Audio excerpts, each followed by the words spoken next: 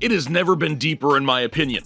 And I'm talking about the wide receiver position in fantasy football. There are a ton of options once again in 2025, but who are the best of the best? We're diving into the top 30 right now.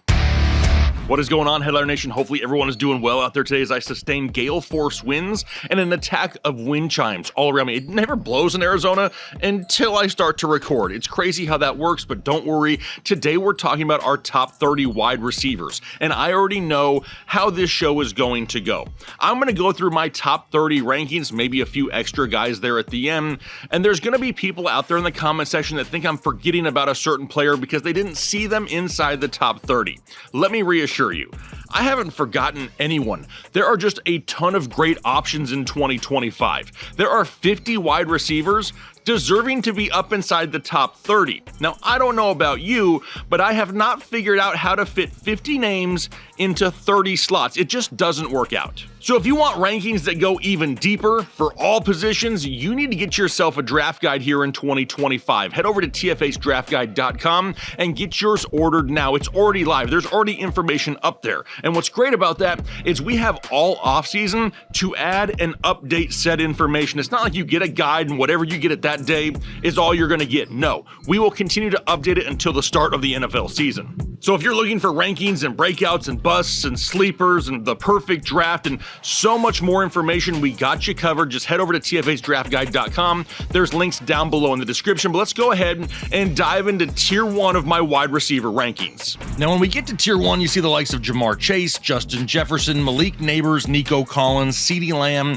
and Amon-Ra St. Brown. Now, for Jamar Chase, he's coming off the Triple Crown, his best season of his career, and really nothing has changed in Cincinnati for us to not keep him right here towards the top of the rankings. Then we got Justin Jefferson.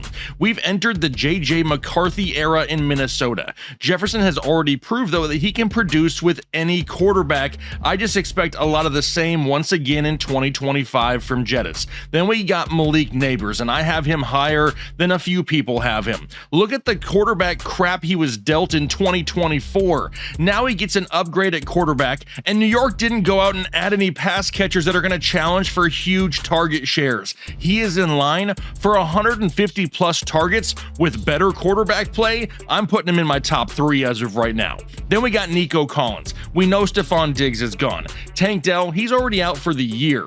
John Mechie and Christian Kirk, they haven't really been known to stay fully healthy for an entire season. Nico should see huge volume from the get-go in 2025. Then we got CeeDee Lamb right here at number 5. He's dropped a couple spots. He would be at number 3, but now that they've added George Pickens, you have to think that CeeDee Lamb is going to see a slight decrease in targets. But that also means that he's going to see lesser defensive attention each week, which is why he remains up inside tier 1. Then we go down to the last guy in tier 1, number 6 is Amon-Ra St. Brown of the Detroit Lions. He's got 28 touchdowns over the last 3 years and hasn't had less than 1,200 yards in a season over that span. He may be slightly touchdown dependent at times, but he gets a ton of touchdown looks in this offense, so it works, and that's why he remains up inside tier 1. Now we bring up tier 2. We got Puka Nacua, Drake London, Brian Thomas Jr., Ladd McConkey, A.J. Brown, and Tyreek Hill. Now for Puka Nacua, I'll be honest. The only reason he isn't up inside tier 1 is I believe that Devontae Adams has a little bit more in the tank than Cooper Kupp has had the last couple of years. And it could lead to a slightly lower ceiling for Puka. He's still a stud. He's verge tier 1. I'm not overly concerned. Then we got Drake London. We saw Drake London go absolutely crazy with Michael Penix the end of 2024. 39 targets over the last 3 games of the season. Would love to have that huge volume all year long because that's the only thing he's been missing in this offense. Consistent, huge volume. This could be the year for it with Penix. Then we got Brian Thomas Jr. Now Travis Hunter being drafted here does not kill Brian Thomas at all. It may actually help him.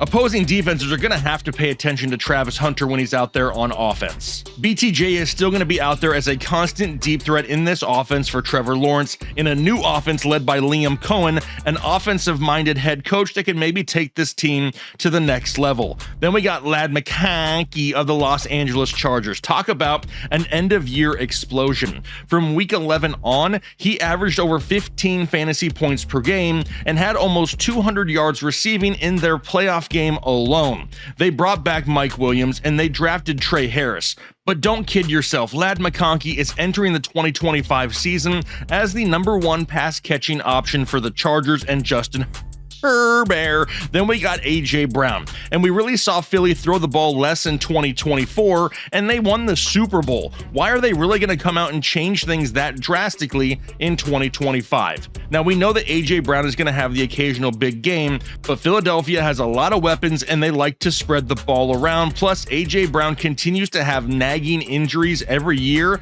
that just cause headaches. Speaking of headaches, let's talk about the guy at the bottom of Tier 2. It's Tyreek Hill of the Miami Dolphins, the biggest unknown right now in the wide receiver rankings. He's basically like the Christian McCaffrey of wide receivers at this point. He had off-season wrist surgery, but we're really reliant on the health of Tua here in this offense. That is a huge gamble. We've seen Tua miss time consistently in his career, and when that happens, the ceiling for Tyreek Hill isn't top 5 like it is when he's healthy. So to play it a little bit safe, I got him right here, the bottom of Tier 2, still a wide receiver 1, but at wide receiver 12. Which means we can bring up Tier 3. It's JSN, Jackson Smith-Njigba, T. Higgins, Mike Evans, DJ Moore, Terry McLaurin, Garrett Wilson, Davante Adams, Rashee Rice, and Marvin Harrison Jr. Now for JSN, he would have been a lot higher, but I don't believe that Cooper Kupp is totally washed. He's still going to get some looks in this offense and take away a little bit of volume from JSN. But really the reason I put him the top of Tier 3 is I expect a lot of running in Seattle. And on top of that, they got a new quarterback. JSN no longer getting the ball from Geno Smith. It's Sam Darnold. Does that change things at all? Then we go down to T. Higgins. We all know what T. Higgins is in Cincinnati. We've seen it for multiple years. Nothing new other than he's been paid, and hopefully he doesn't sit for those nagging injuries he's had the last couple of years because he's worried about not getting a future contract. We could be seeing a fairly large year from T. Higgins. Then we got Mike Evans in Tampa Bay, and I really want to put him higher. But Chris Godwin is going to be back at some point off of his injury. They still have Jalen McMillan, who was a touchdown machine the end of 2024, and then they went out and drafted Emeka Egbuka. Plus they have Cade Otton, Rashad White, Bucky Irving. This offense is just absolutely stacked. It's not the Mike Evans show only every week. Then we got DJ Moore, and I know they just drafted Luther Burden, but I don't consider him an upgrade over what they had last year in Keenan Allen. Sure, I love Luther Burden, but what we saw from Keenan Allen in Chicago last year wasn't bad at all. With the new offense and new head coach, we could be seeing DJ Moore and Rome Odunze a lot more this season, and that's why I have DJ Moore right here mid-tier 3. Now after him, we got Terry McLaurin in Washington, and I loved McLaurin early here in the offseason, but I had to drop him down a few spots once they brought in Deebo Samuel. Deebo is better than any second option they had in Washington last year, and for that reason, we're probably going to see a slight regression from Terry McLaurin. Got him at 17. Then we got Garrett Wilson in New York. The Jets just always find a way to jet. I don't know how else to say it. Everyone seems to think that Fields will be some elite passer all of a sudden and feed Wilson like the college years. But really the biggest help is Davante Adams is gone and Garrett Wilson will once again be peppered with targets weekly. Right after him, his former teammate Davante Adams, now in Los Angeles with the Rams. This will be the best situation that Adams has had for multiple years. There's targets available. He has a quarterback that can throw the ball deep. He's got other playmakers in the offense to pull away defensive attention, and Davante Adams just isn't washed yet. It's going to be nice to see him not be the top option in an offense because he's going to get lesser defensive coverage. Then we have Rashee Rice right here at number 20 towards the bottom of tier 3, and he's really a guy we need to watch this offseason. He's coming off a major injury, but he looks good in offseason workout videos thus far. We really need to find out what's going to happen with his off-field issues. Is he going to be suspended at all? Is he going to be good to go to start the season? If he's 100% healthy and playing, the guy could be verge top 12 and would skyrocket up the rankings. Now after him, we have second-year wide receiver Marvin Marvin Harrison Jr. in Arizona, and Arizona doesn't have a choice. They have to throw the ball more to Marvin Harrison this year. They didn't add any other major pass catchers this offseason, and as much as I would love to have him higher in my rankings, with the lack of faith I have in the Arizona Cardinals and that offense, I had to put him right here at the bottom of tier 3. Which leaves us now tier 4, where we have Zay Flowers, George Pickens, Deebo Samuel, Xavier Worthy, Teteroa McMillan, Jameson Williams, Juwan Jennings, Chris Olave, and Travis Hunter. For Zay Flowers, he's capable of so much more, but Baltimore just doesn't have the passing offense for him to be a weekly high performer.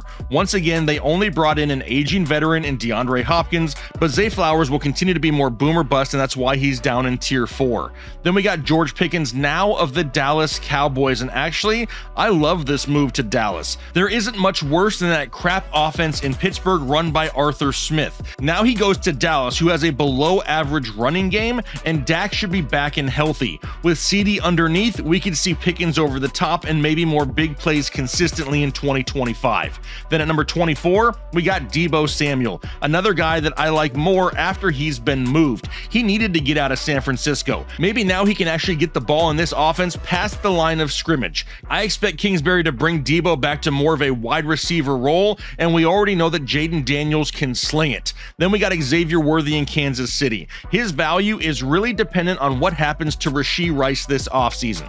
If Rice misses time, then Worthy is top 20 easy all day long. If Rice plays, then Worthy returns to more of a big play dependent type guy and is a little bit more boom or bust each week. Somebody to pay attention to this offseason. 26 is our first rookie. It's Teteroa McMillan of the Carolina Panthers, my favorite rookie wide receiver in 2025. He should be in line for immediate targets, and we saw that Carolina was much improved on offense the last couple weeks of 2024. Honestly, when I look at McMillan in this offense and how they looked at the end of 2024, I'm kind of getting some Drake London vibes here with McMillan. Then we got Jameson Williams in Detroit, and we really saw him take a step forward in 2024, and there's no reason to expect anything less in 2025. How about Juwan Jennings up next in San Francisco?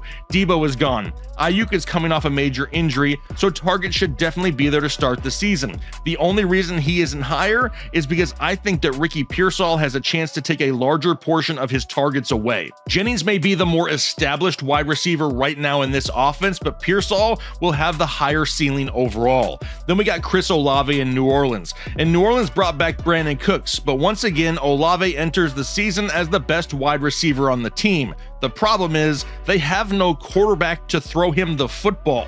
Derek Carr has retired, and the Saints may have the worst quarterback room in the NFL. Add in the fact that he's had trouble staying on the field, and that's why he's all the way down here in tier 4. And then lastly, Travis Hunter in Jacksonville. Talent-wise, I don't know how you keep him outside the top 30, especially with Jacksonville parting ways with Evan Ingram and Christian Kirk. I still think we see him on offense more than defense, but with him having to contend with the big plays of Brian Thomas Jr., we may not see consistency from Travis Hunter, at least to start the season, but there's no way I could keep him outside the top 30. Now, because some of you out there are degenerates like myself, I wanted to include my top 5 guys on the outside looking in, but do not forget, I said it at the start of the show, there are so many wide receivers that are really deserving of being up inside the top 30, and I just can't fit them. These names are a great example of that. Rome Odunze, Ricky Pearsall, Jacoby Myers, Devontae Smith, Cortland Sutton. There are so many names that I could continue to add to this list. It's not that I dislike these players, it's that there's so many good ones. Now for Rome Odunze, with Keenan Allen gone, you have to think that Rome sees an immediate bump in targets. We saw him produce in the past when he was given a chance. So him getting reliable volume could mean reliable production. Then we got Ricky Pearsall, and I'm watching him super close this offseason. We've already mentioned his name in this show. They love this kid in San Francisco, and if he starts making big time plays this offseason, I may end up jumping him over Juwan Jennings in my rankings to start the year. Then we have Jacoby Myers, the top wide receiver option in Las Vegas, and now he gets a better quarterback in Geno Smith. Myers may not be some flashy, huge ceiling guy in 2025, but he may turn into a safe weekly option with a safe floor. It's just not an offense in Las Vegas that I see a lot of passing touchdowns coming from. Then we go down to Devontae Smith, and just like I said with AJ Brown earlier, with Philadelphia passing less, it just gives less opportunities to Devontae Smith as well. Given the fact fact, he's a little bit more big play dependent. He's just here on the outside looking in, along with Courtland Sutton. We know that Evan Ingram was added to this offense, and he could definitely steal some red zone looks from Courtland Sutton. A big part of Sutton's game in 2024 was touchdowns. If he loses some of those to Ingram, he could drop a little bit further down the rankings, but for right now, he's on the outside looking in. All right, so there you have my top 30 wide receivers post-NFL draft here for fantasy football in 2025. Now, maybe you look at this and say, you know what? I see things a little bit different. That is cool. That's actually what we want. If our rankings matched, it would be pointless to watch rankings videos. Share your opinions down below in the comment section. Together, we can come together collectively as a team and build the best damn rankings in all the land. So if you enjoy that type of format, do me a favor, hit the like button if you haven't already, and then consider subscribing to the channel to become a member of Headliner Nation so you are up to date on anything that you need in 2025 fantasy football. But now, I'm going to go ahead and get out of here today. I'm going to leave the wind chimes to let... I've had enough wind chimes for right now, okay? I'm going to go inside. I'm going to chill. Maybe I'm going to go out and golf. We'll see what the day brings, but hopefully you guys enjoy the rest of your day, and then most importantly, do your part to make the world a better place.